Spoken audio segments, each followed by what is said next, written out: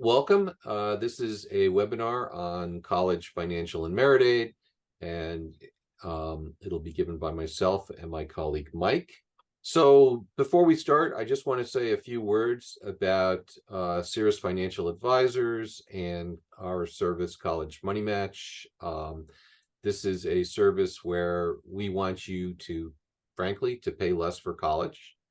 We want to make sure that your student and you do not get into too much debt. The entire idea is to maximize either needs-based or merit aid. And the first step is understanding it, which is what this webinar is all about. We're really going to give you a lot of hard information about financial aid as well as merit scholarships. So we want you to understand how you can tell how much college costs before applying. You should be creating a plan to pay for the undergraduate education, and not just the first year, but multiple years. And we see retirees who are still paying off their own or their child's college expenses. We don't want you to be in that situation. We don't think anybody should be in that situation. And our advice, we give advice as fiduciaries because that's what we are, both because we're registered investment advisors and also because we're certified financial planners. I'll introduce myself first, and then I'll let Mike take it away. So I am the founder of Cirrus Financial Advisors. This is actually my second career. I started off as an electrical engineer and software engineer. And along the way, I received an MBA in finance, as well as studied for and passed the Certified Financial Planner exam. I am currently education director for the Financial Planning Association of New Jersey, and I'm going to be president next year. So I'm going to give the education director reins to somebody else. And what I do is I help clients with college planning, retirement planning, investment management, basically, working with you the way you want to be worked or worked with. And Mike and I developed the College Money Match process to help parents make better choices when they're sending their kids to school. And my own two kids, one went to Gettysburg, one went to Syracuse. And I have to say that this was a number of years ago, and I wish that I knew then what I know now, because I would have made a few better choices. So Mike, why don't you go ahead? Yes, thanks, David. Good evening, everyone. Like David, I am a certified financial planner as a second career as well. So started off and had most of my working life in more of an institutional financial capacity. Um, and during all of this time, like David, I kind of thought of myself as a do-it-yourself financial planner along with my wife. Um, and like David, we worked to put our two daughters through college, and our family likes to go to school, as you can see from this last bullet point. Um, they both went to graduate school, and then one went to medical school, and we supported them and put them through all of those levels of education. And also, as David said, I wish I knew then what I know now, and this I think you're getting the benefit of this this evening. We would have done things differently at the very least, and we'll talk about this in a few slides. We would have filled out the financial aid forms and applied. Um, uh, Very generally speaking, I think both David and I and my wife, we were good earners and figured that we wouldn't qualify for financial aid, so we never applied. Yet there were still some things to avail ourselves of if we had applied. Perhaps we could have made a few other choices about how to pay for school. So hopefully we'll encourage you not to do like we did many years ago, and use the benefit of some of things that we'll be talking about this evening. So if you can move to the next slide, David, please. So if you don't already have, if you're a parent, that is, and you don't already have kids in college, what you're about to enter into is a large financial transaction, not dissimilar to some other big ticket items that you see here on this slide. So I would say don't quote us specifically on the list prices of anything on this slide. These are what I'd call recent, but I bet that the prices of all of these things has gone up since we did this little survey. But you can see, if you look over at the third item from the left, the price of 4 years at an expensive private school like NYU is getting up to the point where it's almost like you're buying another house. And on the far right, the price of a relative bargain school for residents of New Jersey, the College of New Jersey, might be similar to buying perhaps a small condo in this day and age, or perhaps 4 Honda CR-V hybrids. One big difference being that buying a home is considered, to be part of the American dream. Going to college as well, perhaps graduate school, might be considered to be parts of the American dream. And Congress over the years has developed tax laws to support home ownership. So you get a tax break for the interest you pay on a mortgage when you buy a house. However, when you borrow to pay for college, you don't get quite the same tax treatment. So I think entering into this transaction at a financial level deserves more careful consideration. Let's move on to the next slide, please, David. So why is college so expensive? Part of the answer, and this slide doesn't say it, but based on some of the background reading that we've been doing, especially large public universities used to have more of their budgets provided by state governments. State government budgets over recent years have become more stretched, and they've had to cut the amounts that they provide to state universities, placing more of a burden on families, students, and their parents.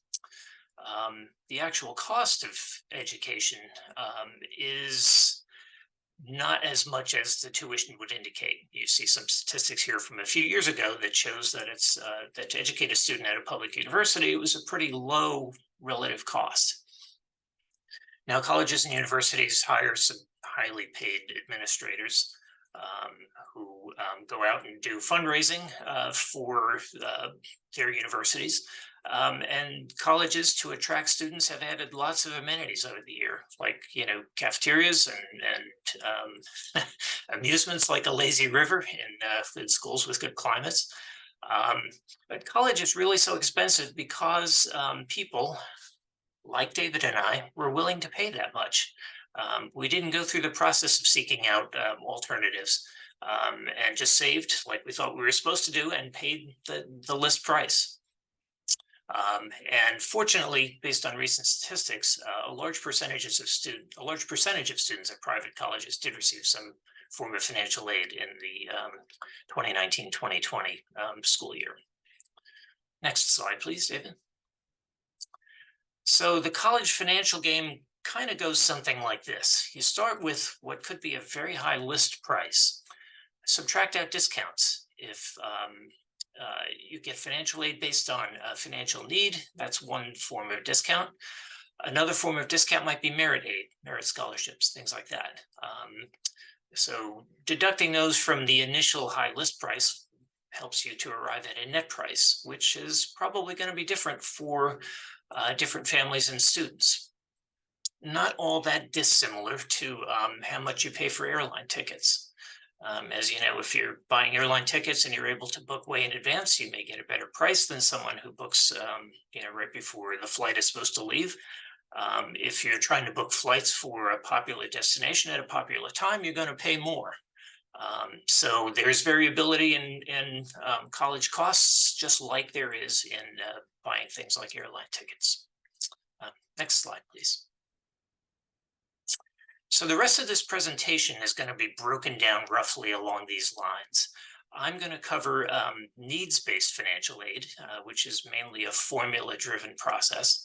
And after that, David will cover merit aid, merit scholarships, which, believe it or not, are based not only on the desirability of students to the university, but also the students' parents. And David will get into that in a few slides.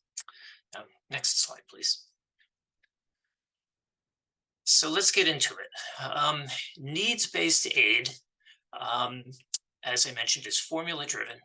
And the colleges use these formulas to figure out how much they think you can afford to pay for school. That used to be called the Expected Family Contribution, or EFC. They've changed the name with some recent updates to the financial aid application process. And the EFC is now known as the Student Aid Index, but essentially it's the same concept. You may go into this whole endeavor with an idea of how much you think you can afford to pay if you're a parent or student. The colleges use this formula and they come up with how much they think you can afford to pay. The two are probably not going to be the same. And as a general expectation, the college is going to think that you can pay more than you think you can afford to pay. And then upon evaluating what they think you can afford to pay, there's a calculation of what your financial need might be. So as an example, Gettysburg College, a recent cost of attendance there was a little over $80,000 or so. Let's say, just as a back of envelope calculation, the formula calculates that you can afford to pay $10,000 toward the cost of attending Gettysburg. So your need is the difference. Let's use round numbers here. 80,000, the cost of attendance minus what you can afford to pay of 10,000. So your need is $70,000. Generally, colleges don't give you a financial aid package to make up that entire difference or that entire amount of need, but many schools will make up most of it. So Gettysburg recently has been putting together financial aid packages that make up 90% of your financial need. So if that's $70,000 in our example, 90% of that, they'd give you a financial aid package, let's say, of about $63,000. And within that financial aid package, about 91% of that will be given or will be offered to you in the form of grants, which are the best form of financial aid because you don't have to pay those back. The rest of it might be a combination of loans and work study. So when they put together these packages, the aid could come from the federal government, from state governments, or from the schools themselves. And the thing about needs-based financial aid is that you have to apply for it not only in freshman year, but you have to reapply every year. So if a student's or a parent's financial circumstances change, let's say parents get great jobs and all of a sudden, instead of the school calculating that they can afford to pay $10,000 toward the cost of their student's college education, all of a sudden, because of the increase in pay, maybe they can pay, I don't know, $40,000 or $50,000 toward the cost of education. Well, their need is not as great, and therefore the financial aid package that they'll be offered for that subsequent year will probably be less. Next slide, please, David. So in mentioning that it's a formula, it's actually really a couple or a few different formulas, all designed to get at what they think you can afford to pay, what a student or the student's parents can afford to pay for college. Generally speaking, there are three methods: the federal method, which is used by most large state universities, public colleges; the institutional method, which is used by a large selection of private colleges; and then what was known as the consensus method, which was used by many of the Ivies and very selective private colleges. So how do they figure out how much they think you can afford to pay? Of course, you've got to provide your financial information to the schools. And that starts with filling out every year the free application for federal student aid, otherwise known as FAFSA, as you see in the first bullet point here. So the FAFSA form normally is available to be filled out right around this time of year. But they've done some rule changes and some changes to the format of the form, and they haven't released it and probably won't be releasing it for the next school year until December of this year. when they look at the formula for when they look at the information that you provide, most of it will come from your most recent federal income tax return, as well as some information about assets that you will also provide.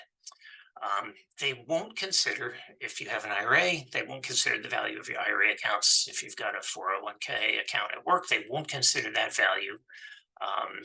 And if you have home equity, the value of your home exceeds what you owe on the home, they won't consider that value and assume that you can use some of that to use toward the cost of college.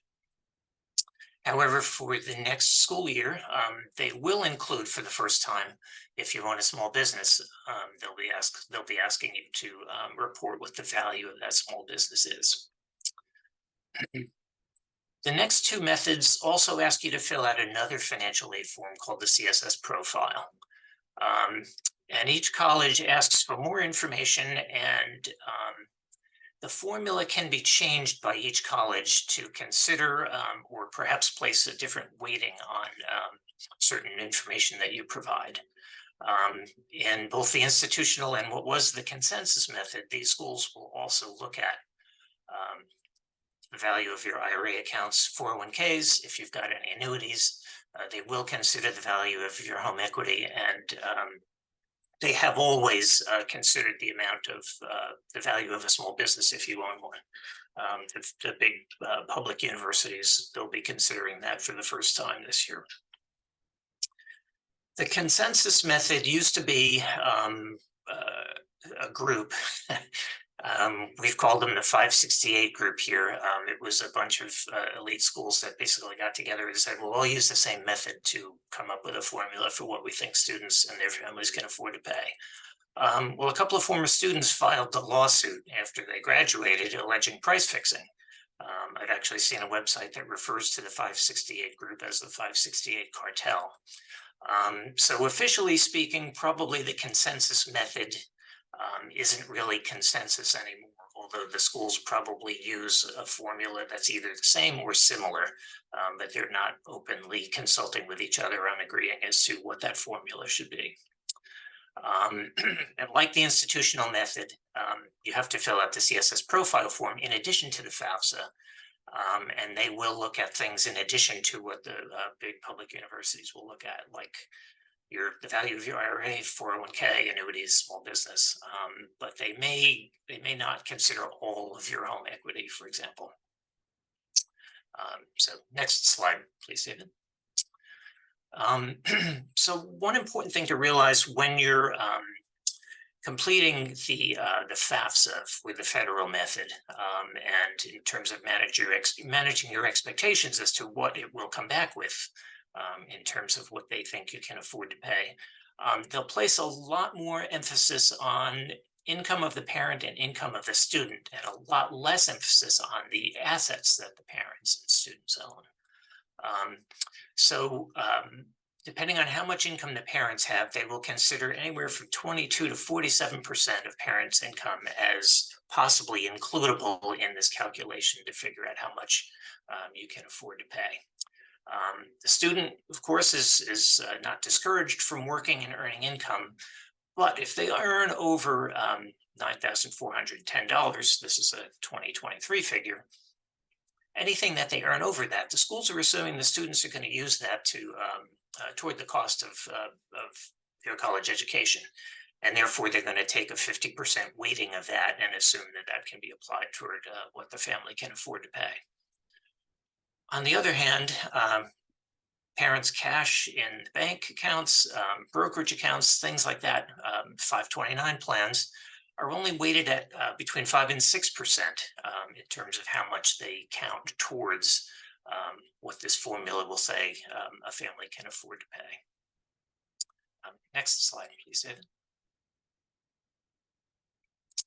And then there are some perhaps special considerations for families with divorced parents.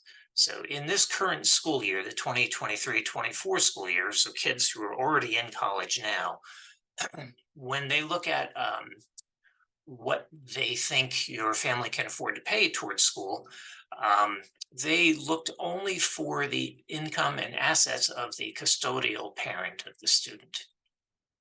And there's going to be a rule change um, for next year where instead they're going to be looking at the financial information of the parent who pays the most toward the child's maintenance.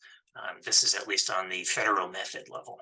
Um, the institutional method and consensus schools already looked at the income and assets of both parents in divorced family situations. Next slide, please, David. So in situations like that, it may leave some room for interpretation as you complete the financial aid forms.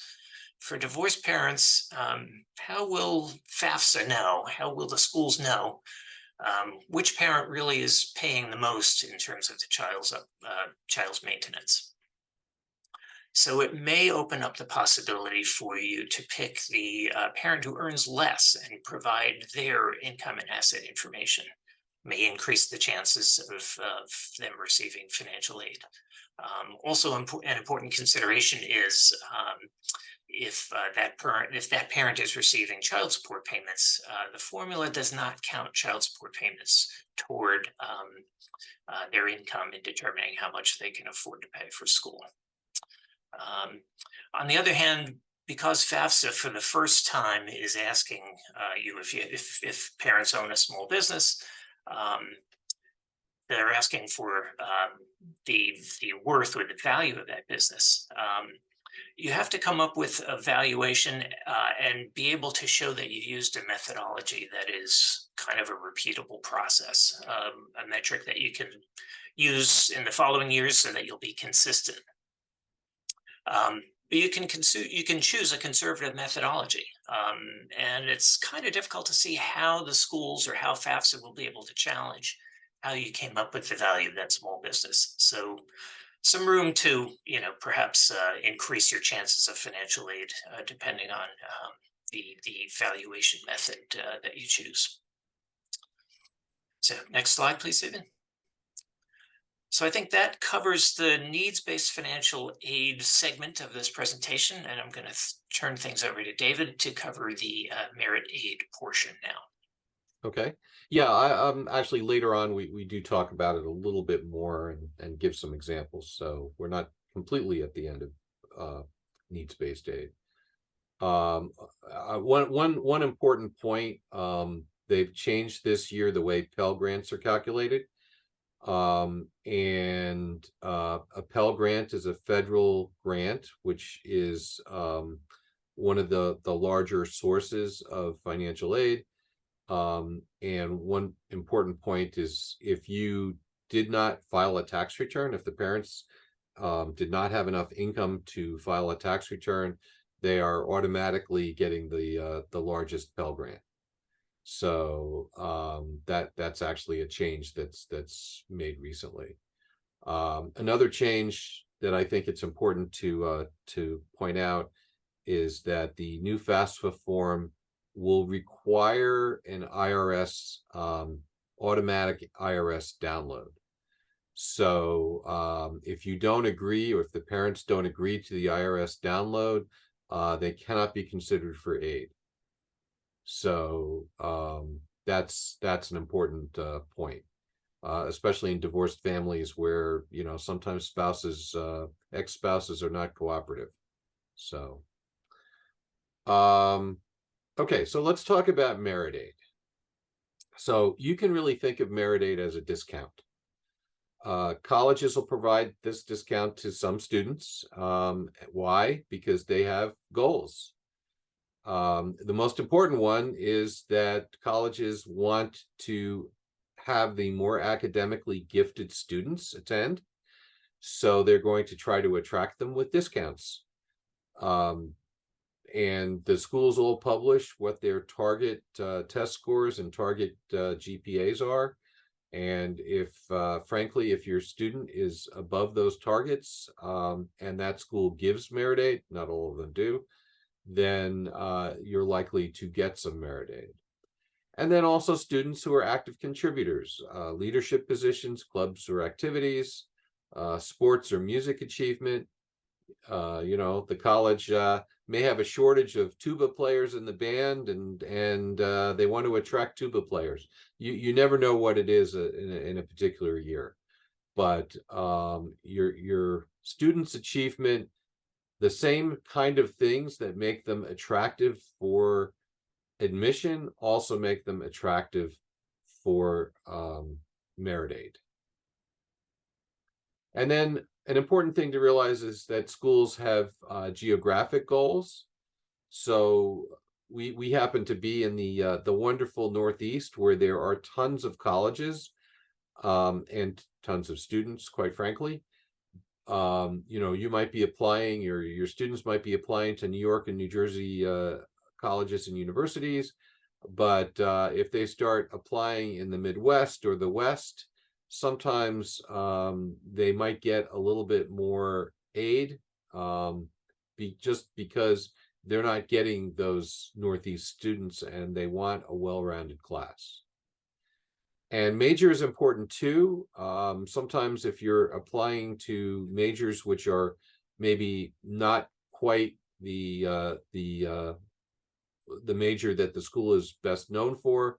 So for instance, an English major in engineering school, that may be another way of getting some aid where you wouldn't have gotten it normally.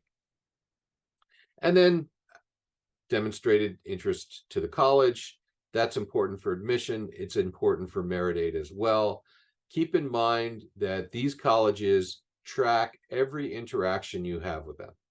So every time that the student attends a webinar, seminar about the college, every time you go to visit the college, every time you interact with the admissions office, all of that is logged. They want to give money to the students who are most likely to attend and who are most interested. You can bargain after you get your aid package, after you get accepted. So you can actually bargain perhaps on needs-based aid, but you can definitely bargain on merit aid. And you do it by writing an appeal letter. There has to be a good reason for the appeal. Either the college got it wrong for some reason, because the forms that you filled out, for instance, for needs-based aid, didn't reflect what's happening in your life right now. So maybe a parent died. And maybe a parent lost a job, or there's a disability, something that's not reflected in the information that was provided originally. These are good reasons to appeal your aid package. And then you can actually bargain on improved academics. Maybe the student did really well senior year, the first semester of senior year, maybe won an award that the school didn't know about when they gave the original aid package. Those are good reasons. And then sometimes just a comparable offer. So there may be good reason to apply to some colleges that are more generous, but are still comparable academically, and then use those for bargaining for the other college, which is the one that the student really wants to go to, but maybe wasn't as generous. These appeals letters do work. They are more likely to work at private colleges because, unfortunately, public colleges just don't have a big pool of money. Some of the private colleges do give merit aid. I'm sorry, public colleges. Some of the public colleges do give merit aid. Unfortunately, not the New Jersey ones. Generally not the New York ones, but Massachusetts, Connecticut, maybe not Pennsylvania, or certainly not Penn State. Purdue is a public college, which I believe does provide merit aid. So they vary. The other interesting thing about merit aid is that it's usually renewed automatically. So you're given an offer of $20,000 a year in merit aid as a freshman, that $20,000 a year is going to follow you for the 4 years of college. While needs-based aid, you need to apply every year because your financial situation has to be evaluated every year. Sometimes students have to meet academic goals to keep their aid. That's actually starting to go away. A lot of the merit aid is just automatically renewable if the student continues in college. It is important to have a 4-year budget. You need to remember that college is a financial commitment for at least 4 years. I actually have to point out that if the student is interested in a career path that's going to take them to graduate school, it's going to be more than 4 years. While a PhD program, you might be able to get it for free. Master's programs are very expensive. There's really almost never any aid for master's programs. So that's something to keep in mind. And if you're going to go to law school or medical school, you're pretty much paying for that. So although in certain types of medical school, there may be some aid available. But law school, there's almost never any aid as far as I know. Even undergraduate, your student may not graduate in 4 years. So, Rutgers, New Brunswick had a 66.8% 4-year graduation rate. That doesn't always, that doesn't necessarily mean academic problems. It could be that the attendance was not continuous. It could be because there were some kind of co-op programs or work study programs that took the student out of college for some time, maybe getting work experience, and but college might last longer than 4 years. You really want to avoid a lot of debt for your degree. That is so important nowadays. The student needs to be have a workable amount of debt, or frankly, you're going to slow your life down. The students who have a lot of debt, or graduates who have a lot of debt, they can't buy a house. They delay having kids because they have this student debt hanging over them. I think it's important to have your student part of the financial process from day one. You as parents, and I'm assuming I'm mainly talking to parents, you need to create your budget, figure out how much you're going to provide, and then make sure that the student is clued in as to how much skin they have in the game, how much they're going to have to provide. Now, the student, of course, most students don't have any money. So the way that they're providing is by taking on debt, and they need to understand what that means. And the truth is, unfortunately, your student cannot afford to go to any college they want. Not if it's going to hurt them long term, and not if it's going to hurt you. It's filling out the FAFSA is very important. So I'm assuming I'm talking to a variety of families, and some of you will obviously want to fill out the FAFSA form because you want to be considered for financial aid. But maybe you're never going to get any aid. You should still fill out the FAFSA, and you should, because if you want access to federal student loans, you have to fill out the FAFSA. That's a requirement. Schools are not need blind, unfortunately, and wealthier parents might make donations. So merit aid is often increased for wealthier families. Sorry to say, that's not true of every school, but it's certainly true of some. And also simply admissions. Wealthier families may find it easier to be admitted. Sad but true. So there are a number of reasons why it's important to fill out the FAFSA.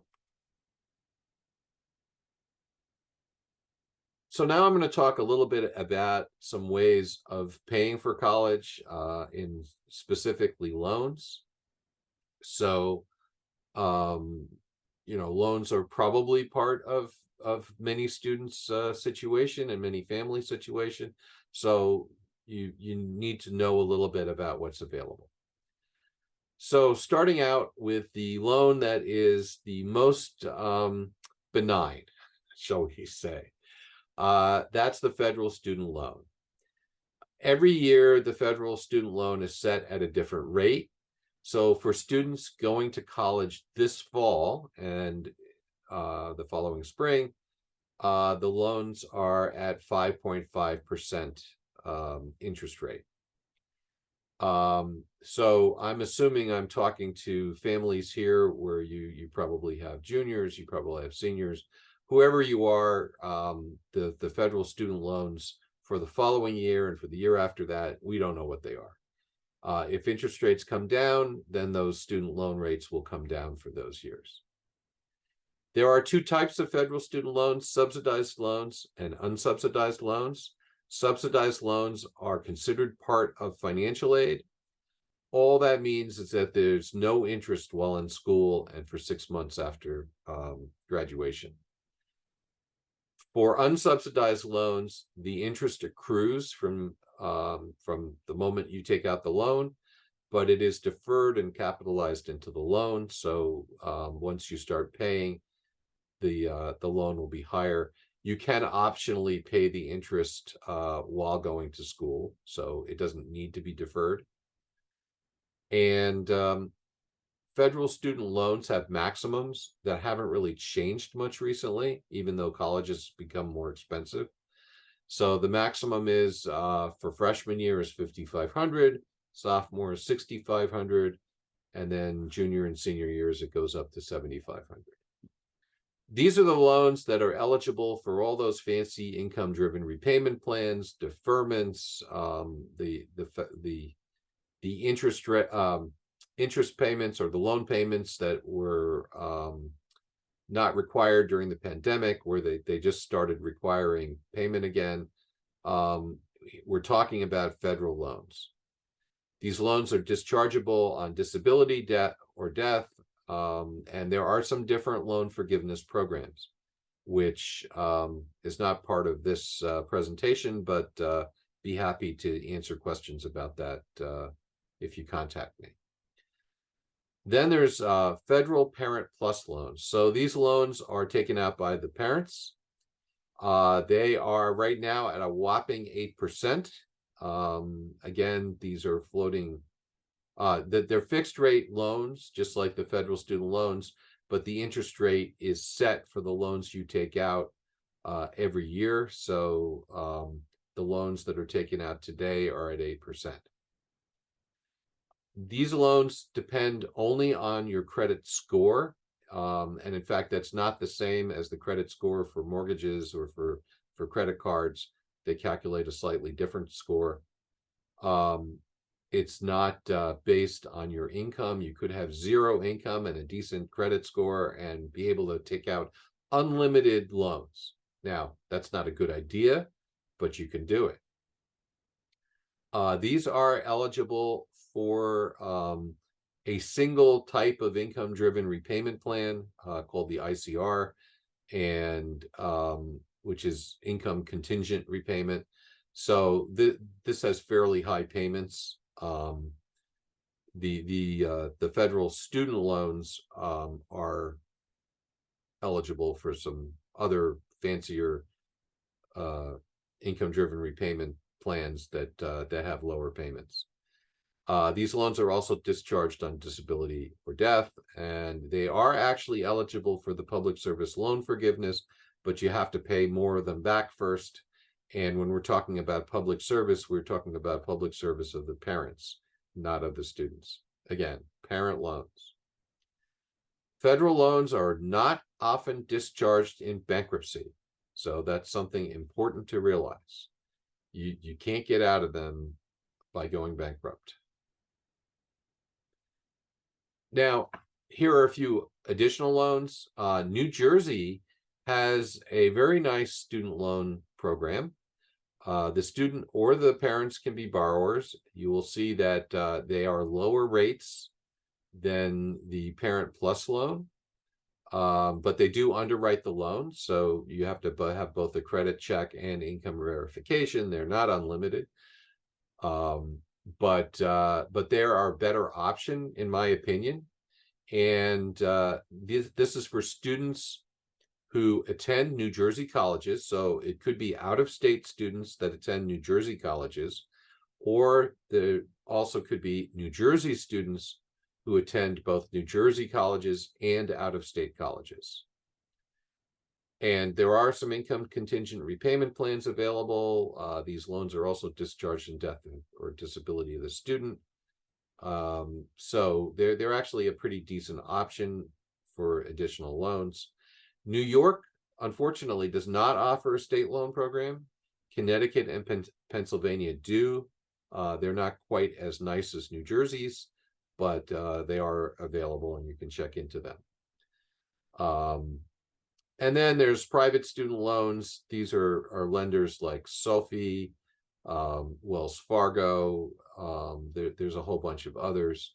Usually the student is the borrower, but the student is not credit worthy, so there has to be a cosigner.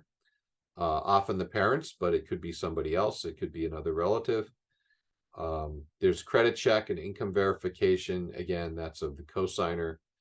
And terms really vary. More and more they are dischargeable on death or disability, but not always. If you end up with a loan that's not dischargeable on death or disability, you really should be thinking about at least about life insurance on the student, which is usually very inexpensive, just in case. So, you know, you don't have to use student loans. Home equity, if you happen to have a lot of home equity in your home, as Mike pointed out, colleges are, if they use the CSS form and the institutional method, they may be counting your home equity anyway. And home equity is a relatively inexpensive way to borrow for college. But of course, you're borrowing on your home, so you are, you'll need to pay that back one way or the other. Many people don't know that they can actually borrow up to $50,000 from their 401k plan.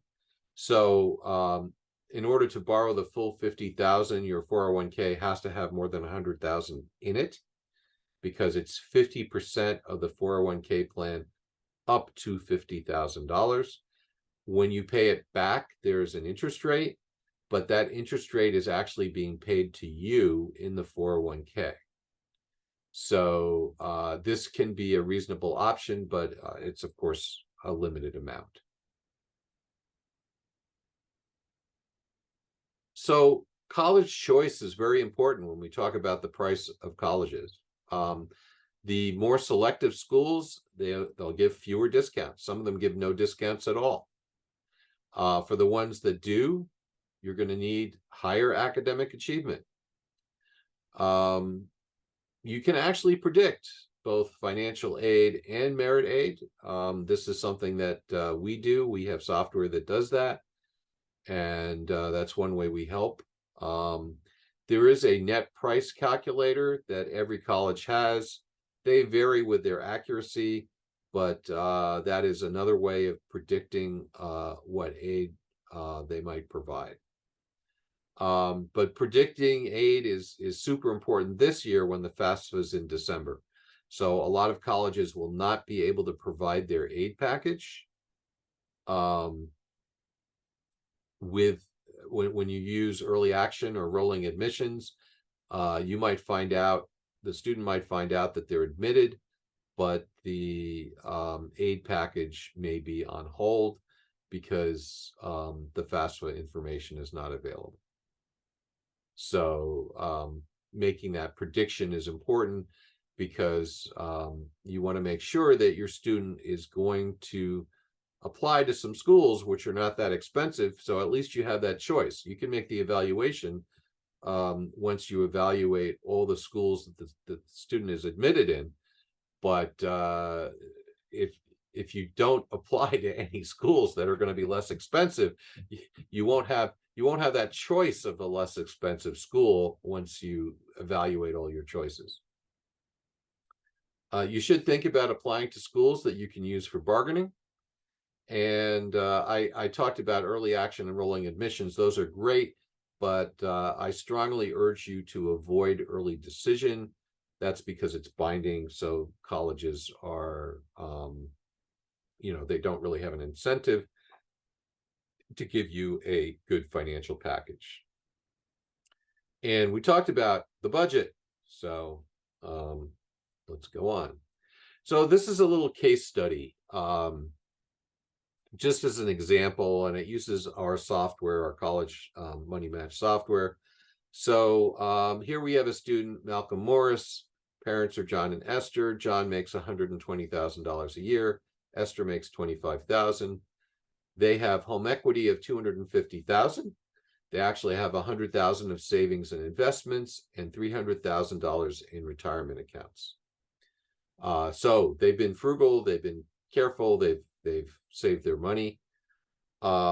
Malcolm is a high school senior this year, and he has a sister who is going to be graduating 2 years later. Malcolm is a smart person and has a 3.95 GPA and got a 34 in the ACT. But Malcolm wants to major in English. So hopefully everybody can see this. This is the output or one of the reports that's provided out of our college software. And Malcolm, let's ignore Bergen Community, but Malcolm has applied to Brown, very smart, thinks he might get into Brown, which is an Ivy. Gettysburg College, where my daughter went, and she was an English major. Marist, very popular with New York and New Jersey students. College of New Jersey, University of Alabama, University of Delaware, University of Rochester. By the way, Malcolm is a New Jersey resident. So the COA column, which is the next one, that's the cost of attendance. So this is basically the list price of the school, and Brown and Ivy is one of the most expensive, almost $90,000. And besides Bergen Community, the College of New Jersey is about $40,000. So if you're a New York resident, SUNY schools are cheaper than this, but New Jersey schools, unfortunately, are quite expensive.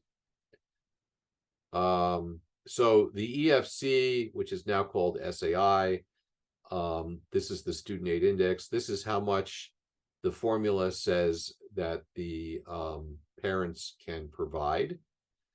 And there's different formulas. So in this case, the F means it's the federal formula, which is only relying on the FAFSA. So for this family, that's $28,000. So that's what they're saying they can provide each year.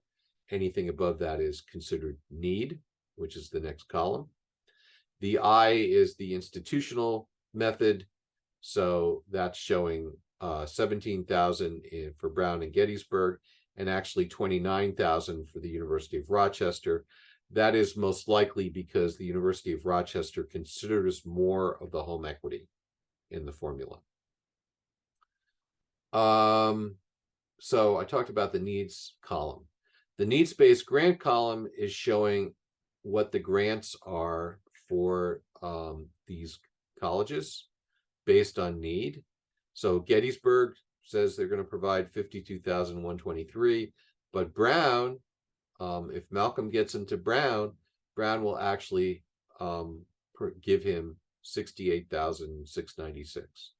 So why? Because the Ivies provide 100% of need.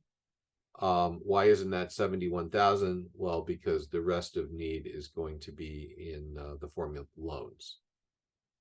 But still, it's a very generous aid package.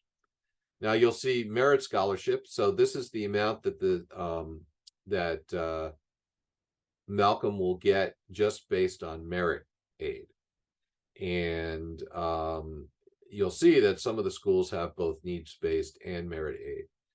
So actually, typically the school does not provide both. They'll give you whichever one is greater. So for instance, Gettysburg is going to provide the $52,000 in needs-based grants for this student, and he will not get the merit scholarship of $39,000. So he still gets a first-year cost of nearly $30,000. Cheapest here would be Brown, but Brown is an Ivy, very, very hard to get into. So next actually is a out-of-state public university, the University of Alabama, because they're pretty generous for out-of-state students. You know, who doesn't love a New Jersey student? New Jersey and New York students are the best. So so some of the out-of-state colleges really want them. Now, I put Bergen Community College up here because I just want to illustrate that this is another option. Your student could go the first 2 years to community college. You see how inexpensive it is, $5,431 a year for just tuition, because at least at Bergen Community, they don't have dorms.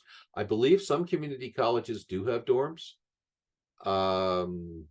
Although I'm not sure about the local ones, I do not believe Bergen has dorms.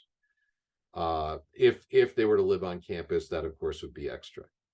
So that is a very inexpensive option. The student can go the first 2 years and then finish up at a 4-year college and still get a 4-year degree. You do have to be careful, though. I think you have to plan this out, because often the 4-year colleges do not accept the community college's credits. So that can be a rude surprise. But many public colleges have agreed to accept the credits. So for instance, I know that Ramapo College in Mahwah will accept the credits from Bergen Community College. And so that is a way of really lowering the cost of education. Great if you're studying, you know, nursing or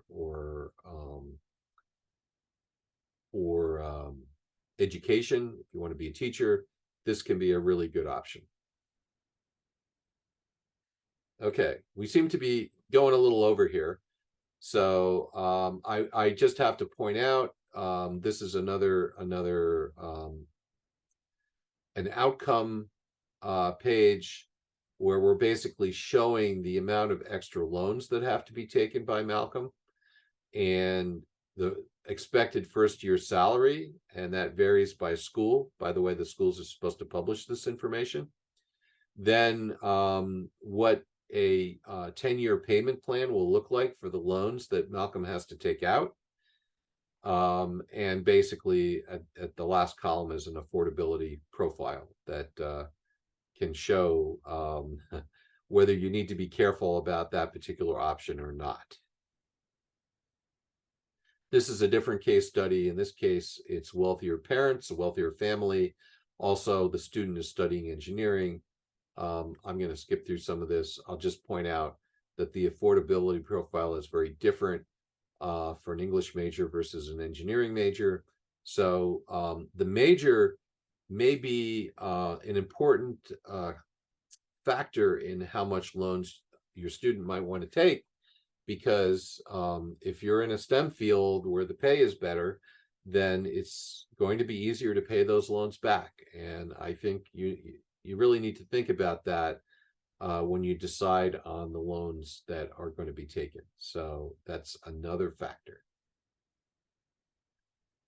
Okay, very quickly, Mike talked about it briefly, but FAFSA is changing this year.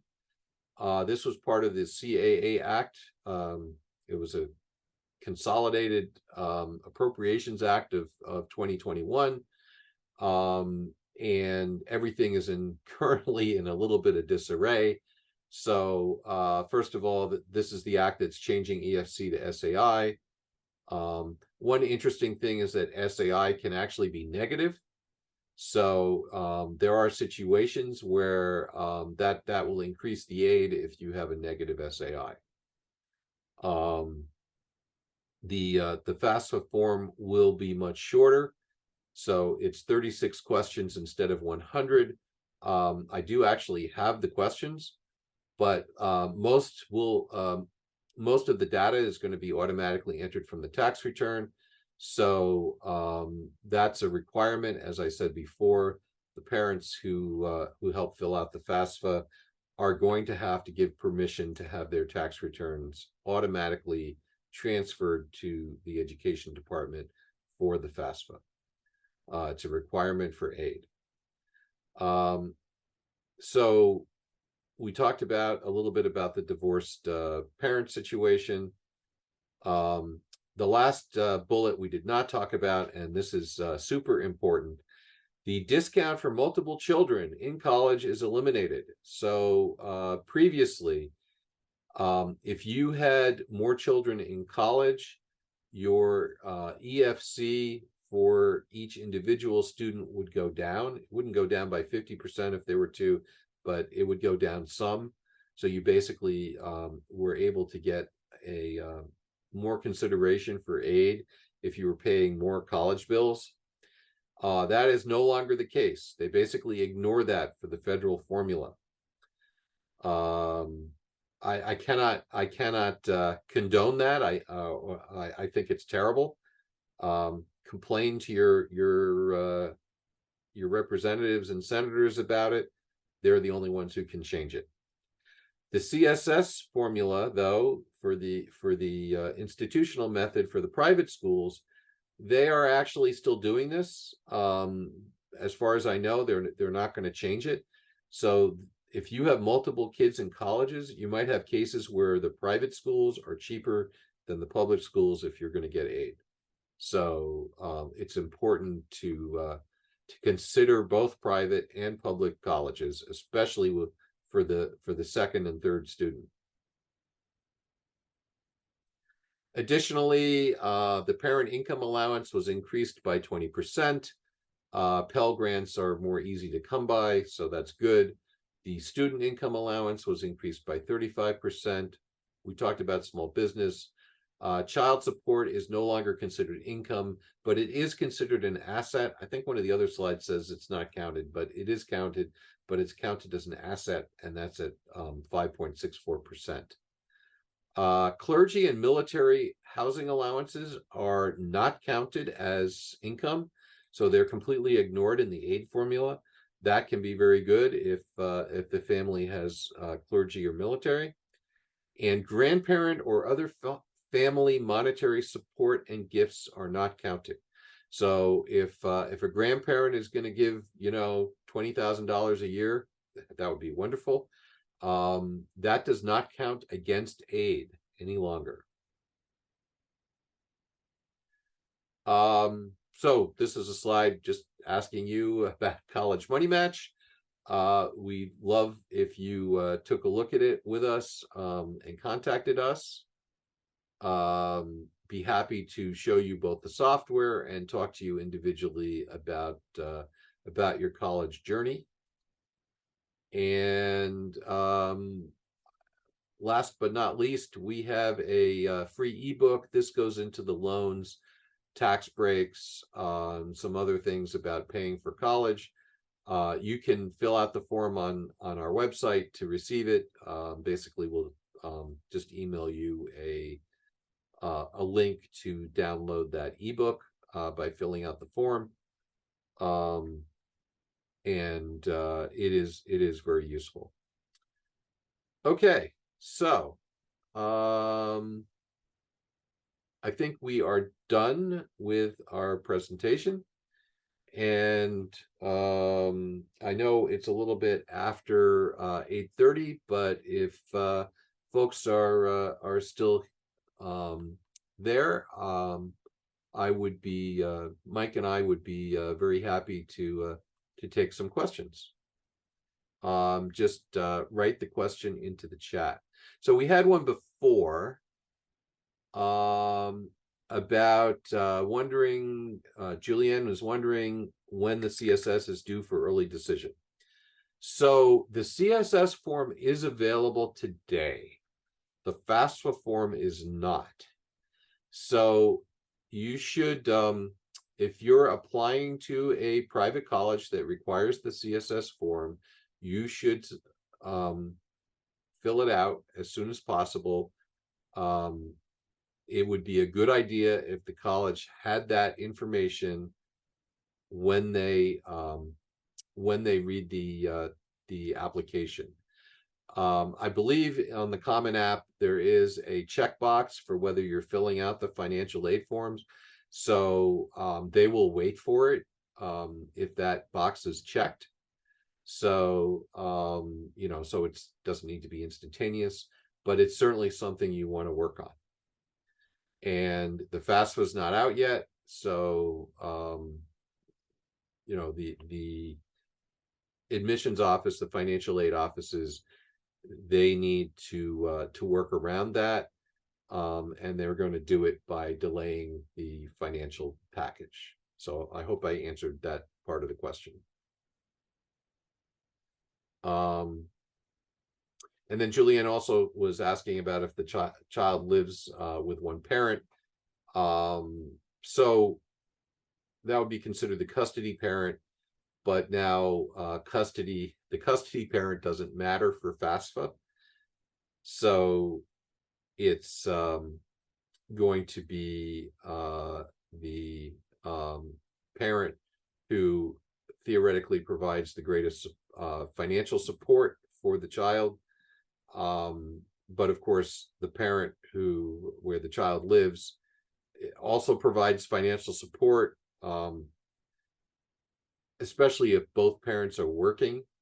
If only one parent is working and that's not the parent that the child lives with, you probably need to have the working parent that's providing the child support fill out the form, the FAFSA form.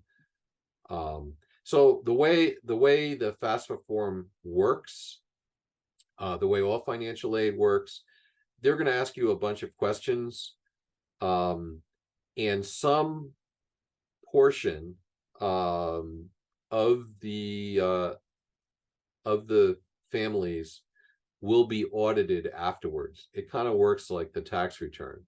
So, you know, you're signing that what you're entering is true, and there is an audit afterwards for some portion of the parents going to each school, where they're going to verify that what you entered is correct. For the rest of the parents, they're not going to verify it. So if you lie, you're kind of rolling the dice. Things that are a little bit nebulous, you know, of course you want to answer those questions in a way that's most beneficial to you. You know, if you have a small business and that business is totally reliant on your work, like you're a consultant or something like that, or you know, even if let's say you're a freelance hairdresser, where you're going into people's homes, it's totally dependent on your work. You can't sell that business because without you, there'd be nothing. So the value of that business is essentially zero. But if you had another business, maybe you own a restaurant, and maybe you're not actively managing it, but you just own the restaurant. Were you to go away, that restaurant would still run, and therefore it's worth something. There has to be a non-zero value for that restaurant. So these are just two examples, but you really want to have a methodology. Okay, so another question here: is there a demo of the software College Money Match? Yes, you can sign up for that on our website or email us. Be happy to do that for you, and we can demo it. It's part of our service. It's not software that is provided separately. Okay, happy to answer any other questions. Mike, you're still on, right? Yes, I am. Okay. I don't see anything else here in the chat. But we appreciate the questions. We have a new one. What is subsidized and unsubsidized? You want to take that? Sure. So actually, David, if you wouldn't mind running back to the slide that illustrates that as well, that might help as a memory aid. And the slides will be made available to all of you so that you can refer to them. So if you see in the top box on this slide, subsidized and unsubsidized loans refer only to the federal student loan program. And generally speaking, the subsidized loans are only offered to those with a sufficient financial need. And the benefit of a subsidized loan is that they don't charge interest while the student is in school, and they don't charge interest for 6 months after the student graduates, and then interest begins accruing and payments begin. Almost everyone who fills out the FAFSA, maybe not even almost, everyone who fills out the FAFSA should qualify for an unsubsidized loan. So that's as David mentioned in part of his presentation, you don't get access to federal student loans without filling out the FAFSA. So it's important to do that. You can always decide not to take the federal student loans, but it gives you an option that you can consider. So the unsubsidized loan is not dependent on students' financial need. The difference is the unsubsidized part is that interest begins accruing from the day that you take the loan out. You don't have to pay it. You can choose to pay it while the student is in school, but if you choose not to, all of the interest that accrues during the 4 or so years that the student is in school is deferred and added to the balance of the loan. So eventually, once the student graduates and begins making student loan payments, those payments are based on the amount of the loan plus the interest that's accrued over 4 years. Then it begins to be paid down, once the student graduates. So I hope that illustrates the difference.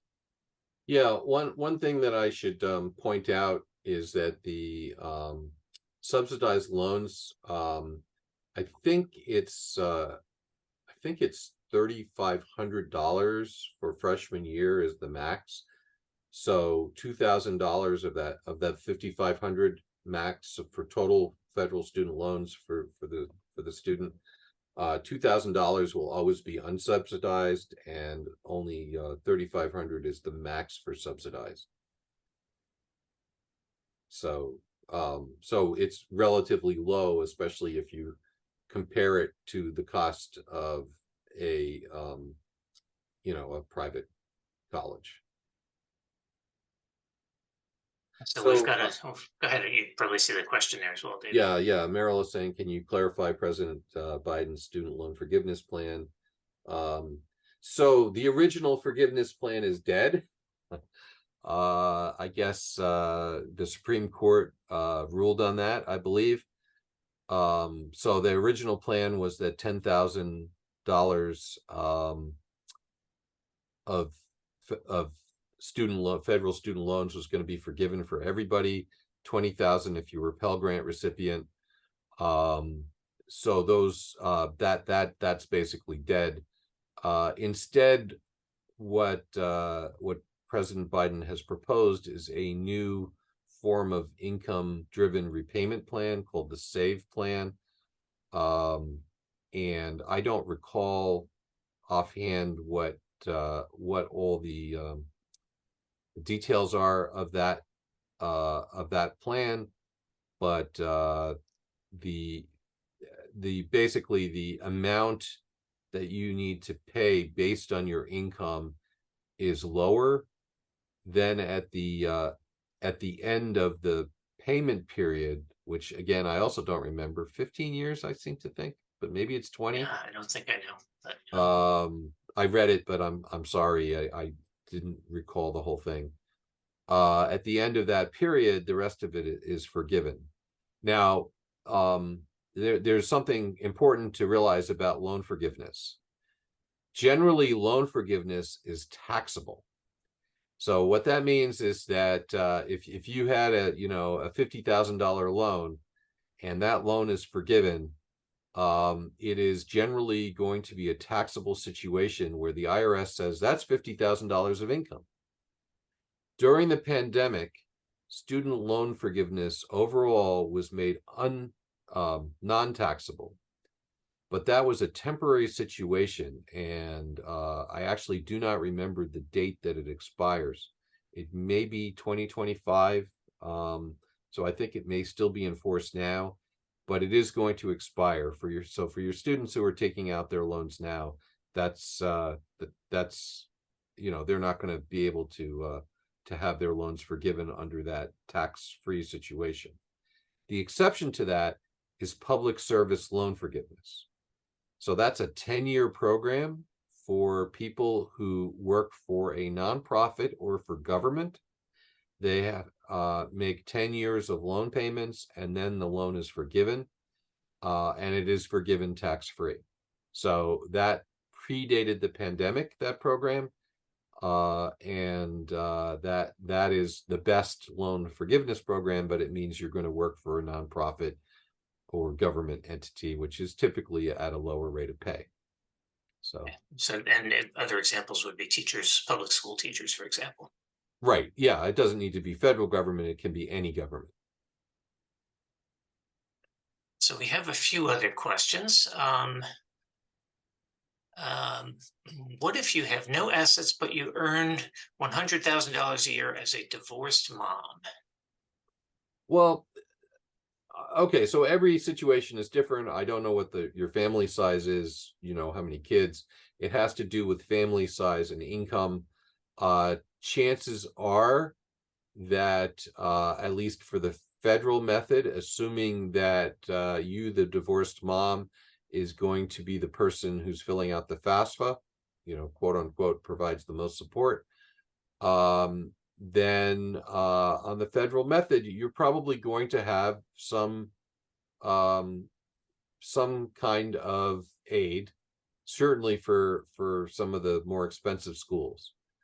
It may not be for every school.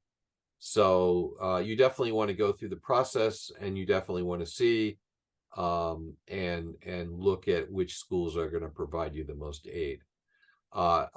I have to point out that the CSS schools, the institutional method schools, they often look at both parents. So it will, for those schools, depend both on you, the divorced mom, and the other parent as well. So I guess it depends, but some schools are going to provide a better package than others. Okay, so does real estate in other countries need to be reported? The answer is yes. It's an asset. It needs to be reported. They don't ask you where it is. They don't ask you where it is, and they're asking you for a worth. They actually, put all that together into one question. It is not, if it's real estate that you don't live in, and presumably that's true because you're probably living in the US. So if you own real estate outside of the US, it's not your primary home. That equity in that real estate definitely counts as an asset for aid purposes. Please feel free to reach out to us if further questions come up, and we will be sending you the slides and the recording once it's finalized. Will be made available as well. Yep. And thank you all, and good luck. Good luck in your college search, and it's an exciting time. And besides it being a little scary, try to enjoy it too.